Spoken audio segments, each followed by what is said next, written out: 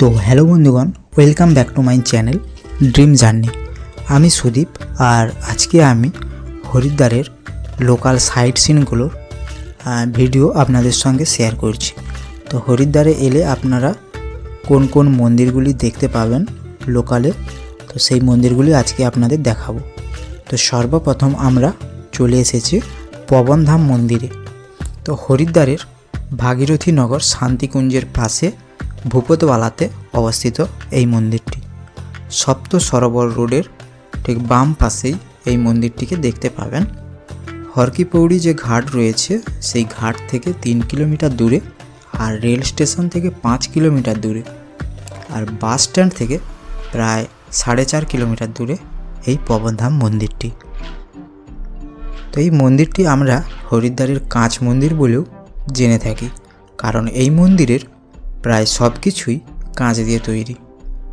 অনেক সুন্দর সুন্দর প্রতিমা ও ছোট ছোট রং বেরঙের কাঁচ দিয়ে তৈরি এই মন্দিরের কারুকার্য। সমাজের কল্যাণের জন্য 1970 সালে স্বামী বেদান্তজি মহারাজ নির্মাণ করেছিলেন এই মন্দিরটি। আজও এই সংস্থা সক্রিয়ভাবেই রয়েছে।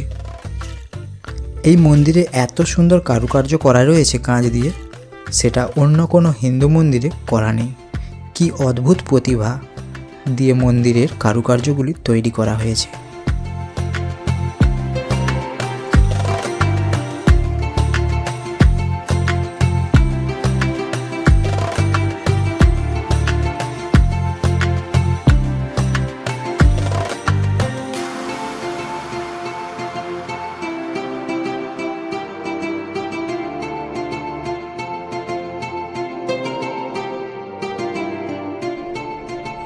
দেখুন, কুরুক্ষেত্রের যুদ্ধের সময় সেই কৃষ্ণ অর্জুনের রথ দেখুন, খুব সুন্দর লাগছে।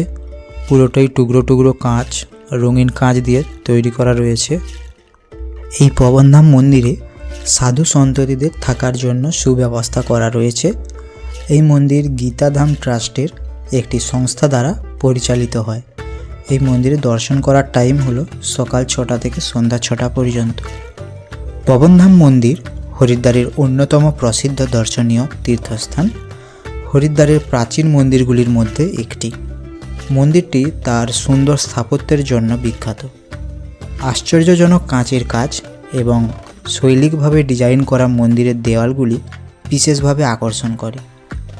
এই স্থাপত্যটি প্রাচীন ভারতের সমৃদ্ধ সংস্কৃতি এবং ঐতিহ্যকে বর্ণনা করে। হিন্দু পুরাণের দেবদেবী এবং তাদের অবতারের বিভিন্ন চিত্র মন্দিরের দেওয়ালে রঙিন কাঁচের টুকরো দিয়ে প্রদর্শিত করা রয়েছে, আর তার সাথে বিভিন্ন দেবদেবীর সুসজ্জিত মার্বেল পাথরের মূর্তিও করা রয়েছে। মন্দিরে রামায়ণ ও মহাভারতের ঘটনা বর্ণনা দিয়ে বিশেষ করে সাজানো রয়েছে। আর এই দেখুন, এখানেও একটি সেই মহাভারতের রথ কাঁচের টুকরো দিয়েই করা রয়েছে। তার সাথে অর্জুন এবং শ্রীকৃষ্ণ মার্বেলের মূর্তি দ্বারা তৈরি করা রয়েছে।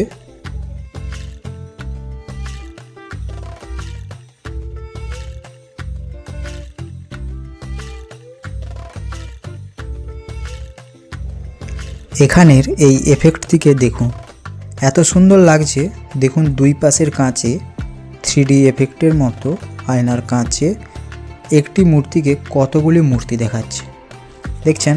এই জন্যই বলছি হরিদ্বারের এই কাঁচ মন্দির অন্য মন্দিরগুলির থেকে একেবারেই আলাদা। দেখুন, এখানের হনুমানজিকে দেখুন, এখানে আবার লাইটিংয়েরও ব্যবস্থা করা রয়েছে।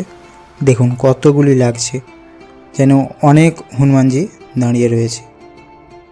দারুণ লাগছে, দারুণ। এরপরে দেখুন, এখানেও লাইটিংয়ের ব্যবস্থা করা রয়েছে। রাম, সীতা, লক্ষ্মণ, হনুমানজির সাথে রয়েছে। দেখুন কত সুন্দর লাগছে না? আমার তো অসাধারণ লাগছে। আপনাদের কেমন লাগছে কমেন্টে জানাবেন। আপনারা হরিদ্বারে এলে অবশ্যই এই কাঁচ মন্দির বা পবনধাম মন্দিরে ঘুরে যাবেন। তো এবার আমরা চলে এসেছি হরিদ্বারের বৈষ্ণব দেবী মন্দিরে। তো এই মন্দিরটিও সপ্ত সরোবর রোড অর্থাৎ সপ্তঋষির আশ্রমের কাছেই অবস্থিত। সপ্তঋষি আশ্রম যাওয়ার পথে এবং ভারত মাতা মন্দিরের কাছেই রয়েছে এই মন্দিরটি। এই মন্দিরটি রেলওয়ে স্টেশন থেকে 5 থেকে 6 কিলোমিটার দূরে, আর হরকি পৌড়ি থেকে প্রায় 5 কিলোমিটার দূরে, আর পবনধাম মন্দির থেকে 2 কিলোমিটার দূরে এই মন্দিরটি। এই মন্দিরটি জম্বু ত্রিকুটা পাহাড়ে অবস্থিত মাতা বৈষ্ণব দেবীর মন্দিরের প্রতিরূপ। সেই মন্দিরেও যেমন গুহা রয়েছে, এই মন্দিরেও গুহার মধ্যেই মাতৃমূর্তি রাখা রয়েছে। वैष्णो देवी माता की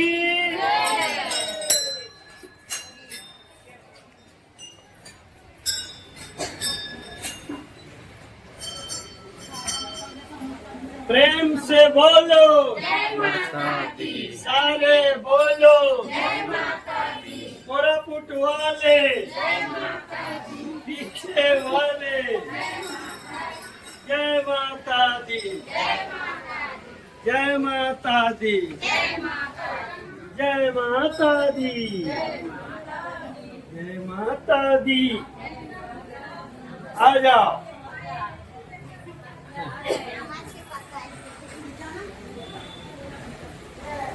ये हिमालय गंगोत्री यमुनोत्री सब कुछ। चलो चलो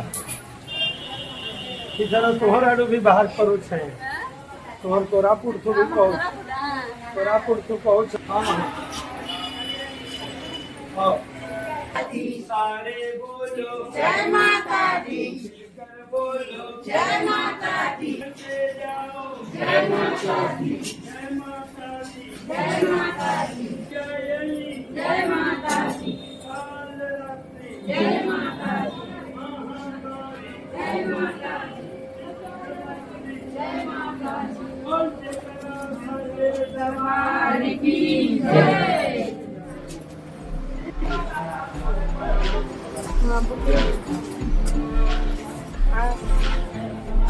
Video không được thì ba tôi không biết có việc gì.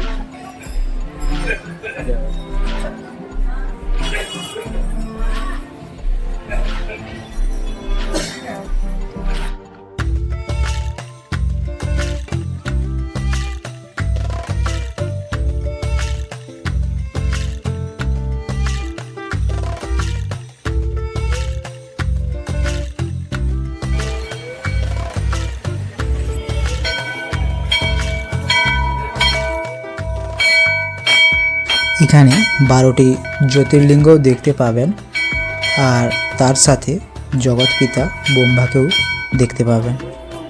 আর এখানে দেখুন দশম মহাবিদ্যার মূর্তিগুলি দেওয়ালে খুব সুন্দরভাবে সাজানো রয়েছে, আর এদের মাঝখানেই রয়েছে মহাকালী। এখানেও কিন্তু পিছনের দেওয়ালটি ছোট ছোট টুকরো আর রঙিন কাঁচ দিয়ে তৈরি করা রয়েছে।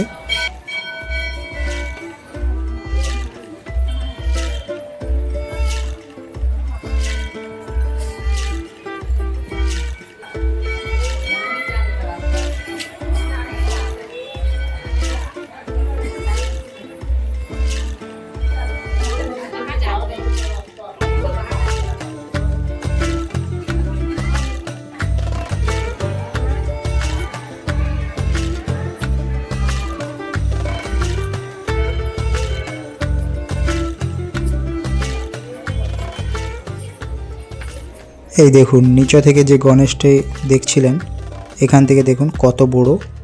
এটি কিন্তু পিছন দিক, আমাদের ওপর দিকে উঠে আবার এইখান দিয়ে নিচের দিকে নামতে হবে। আর এখানে 20 টাকা দিয়ে হালুয়া প্রসাদ পাওয়া যাচ্ছে। এই হালুয়া নিয়ে আপনারা পূজা দিতে পারেন।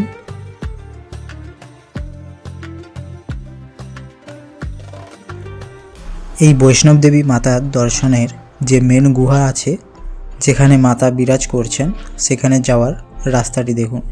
একদম ছোট্ট একটি প্রবেশদ্বার গুহার। তো গুহায় প্রবেশ করলে আপনাদের সত্যিকারের পাহাড় কেটে যে গুহা তৈরি হয় না, সেই গুহার অনুভূতি হবে। এইখানে খুব একটা কিন্তু জায়গা নেই, খুবই ছোট জায়গা মধ্যে আপনাদের গুটি গুটি পায়ে হেঁটে আসতে হবে মায়ের দর্শন করার জন্যে। তো আমরা একেবারেই মায়ের সামনে চলে এসেছি। তো তো আপনারাও মাতার দর্শন করে নেবেন।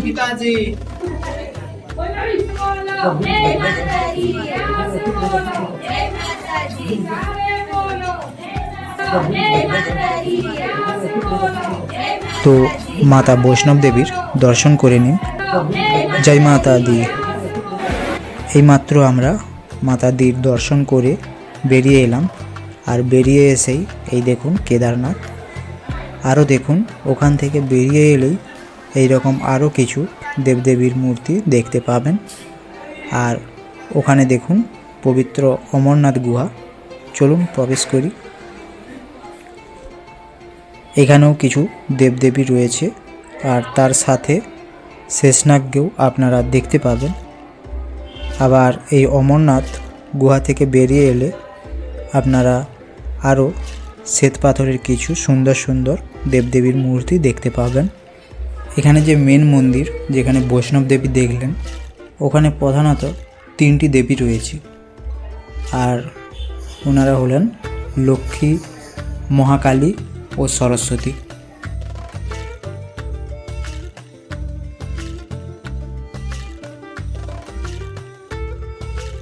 মন্দিরটি 5 তলা হওয়ার কারণে প্রত্যেকটি তলাতেই এই রকম দৃশ্য দেখতে পাবেন।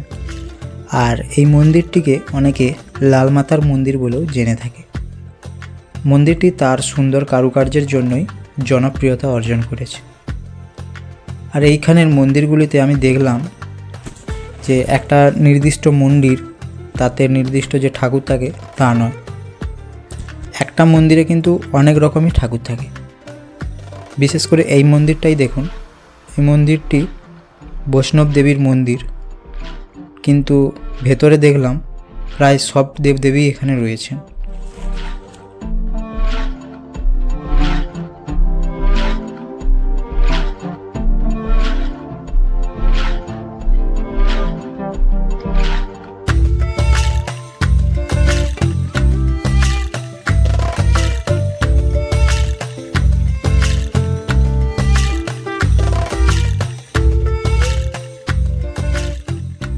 তো এরপরেই আমরা চলে এসেছি চিত্রকূট ধাম।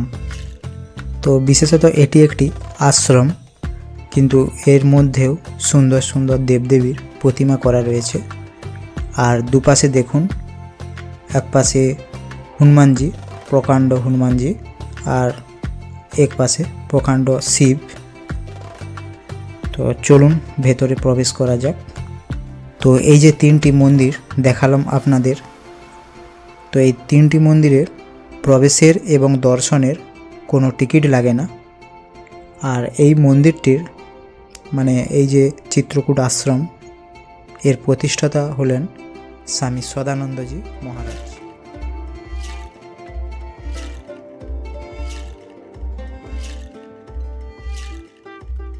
এই আশ্রমেও থাকা ও খাওয়ার সুব্যবস্থা রয়েছে, আর তার সাথে পার্কিংয়েরও বিশেষ সুবিধা রয়েছে। আর এখানে দেয়ালগুলিতেও দেখলাম টুকরো টুকরো কাঁচ দিয়ে, রঙিন কাঁচ দিয়ে রামায়ণের বহু চিত্র তুলে ধরা হয়েছে।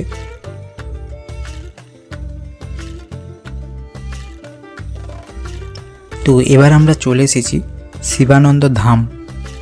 বিশেষত এটিও একটি আশ্রম। এখানের আশ্রমগুলি কিন্তু দেখার মতো। ভেতরে এত সুন্দর সুন্দর কারুকার্য করা রয়েছে যেটা বাইরে থেকে দেখা যায় না।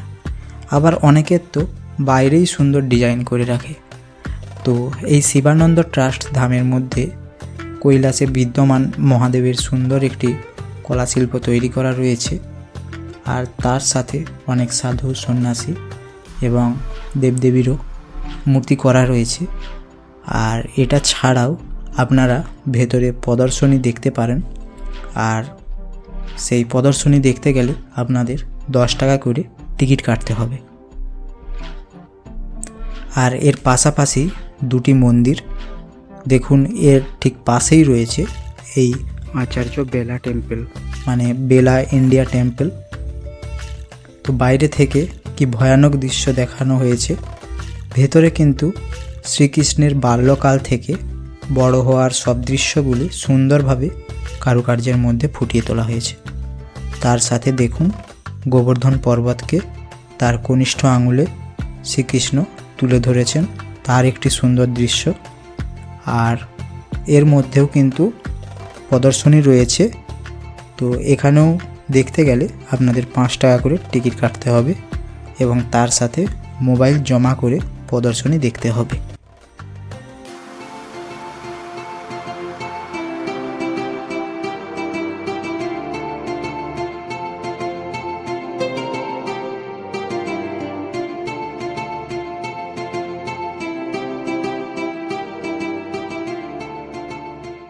তো এরপরেই আমরা চলে এসেছি মায়াদেবীর মন্দির।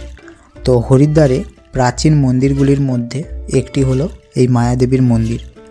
তো আমি এর আগের একটি ভিডিওতে বলেছিলাম যে হরিদ্বারের 3টি মন্দির প্রধানত প্রাচীন মন্দির, আর তারা হলো মনসা মন্দির, চণ্ডী মন্দির আর এই মায়াদেবীর মন্দির।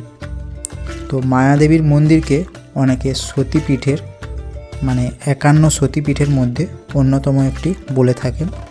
তো এখানে দেবী সতীর নাভি ও হৃদয় পড়েছিল। তো মেন মন্দিরে দেবী কালী, আর মাঝখানে দেবী মায়া, আর তার পাশেই দেবী কামাখ্যা রয়েছেন। এখানের মেন মন্দিরের চারপাশেই আপনারা 12টি জ্যোতির্লিঙ্গ এবং তার সাথে দশম মহাবিদ্যার মূর্তিগুলি দেখতে পাবেন। এই মায়াদেবীর নাম অনুসারে আগে হরিদ্বারের নাম ছিল মায়াপুরী, পরে সেটা পরিবর্তন করে হরিদ্বার করা হয়েছে।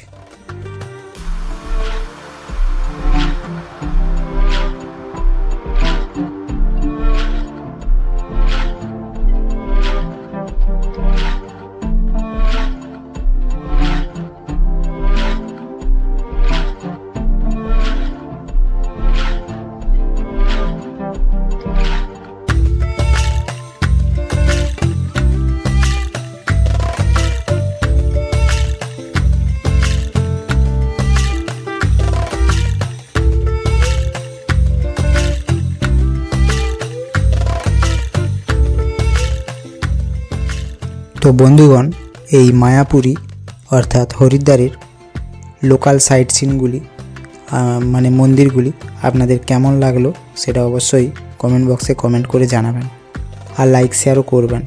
আর যারা নতুন দেখছেন তারা প্লিজ সাবস্ক্রাইব করে পাশে থাকা বেল আইকনটি প্রেস করে অল নোটিফিকেশনটি অন করে দিবেন। আর যারা পেজ থেকে দেখছেন তারা প্লিজ পেজটিকে ফলো করে নেবেন।